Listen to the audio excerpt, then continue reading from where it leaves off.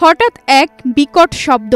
কিছু বুঝে ওঠার আগেই নিচে তাকিয়ে আগুনের লেলিহান শিখা দেখতে পান মাসুমা। দ্রুত নিচে নামতে যান, কিন্তু তখনই তার চোখ পড়ে কয়েকজন ছোট ছোট শিশু শিক্ষার্থীর উপর। কয়েক মুহূর্তের জন্য থমকে যান তিনি।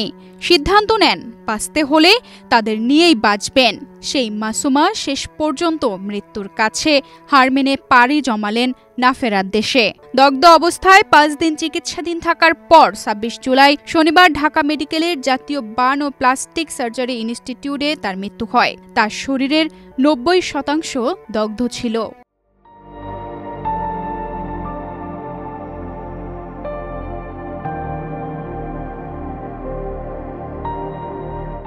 বাচ্চা ছুটি হয়েছে, বাচ্চা গার্জিয়ানের দেওয়া ধরছিল, এই ফাঁকি বিমান দুর্ঘটনা। ও আমার লগে আইসিইউর ভিতরে শেয়ার করছে প্রথম দিন যেদিন ঘটনাটা হয়েছে, অ্যাক্সিডেন্ট হয়েছে।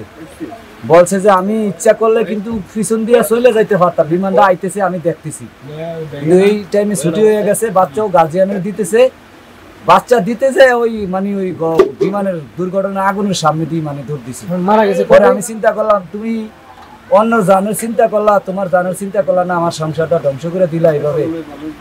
আমার তো সন্তান আছে, অন্য জনের সন্তান আর আমার সন্তান তো একই, যার জন্য আমি আর সরি নেই। আমার মৃত্যু যদি এখানে হয় তাহলে ভাগ্যে থাকলে এখানেই হবে, আর যদি আল্লাহ বাঁচে রায় তাহলে এখান থেকেই মারা গেছে।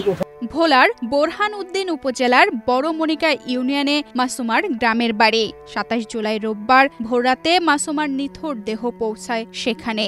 ৯:৩০টায় জানাজা শেষে পারিবারিক কবরস্থানে তাকে দাফন করা হয়।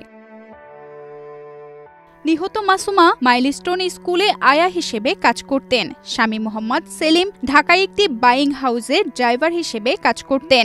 মাসুমা তার স্বামী, এক ছেলে ও এক মেয়ে নিয়ে রাজধানীর তুরাগ, নয়ানগর, শুক্রভাঙা এলাকায় বসবাস করতেন।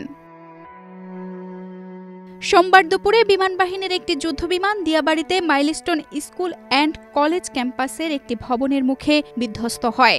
দেশের ইতিহাসে সবচেয়ে বড় এই সামরিক বিমান দুর্ঘটনায় এ পর্যন্ত যে ৩৫ জনের মৃত্যু হয়েছে তাদের বেশিরভাগই শিশু।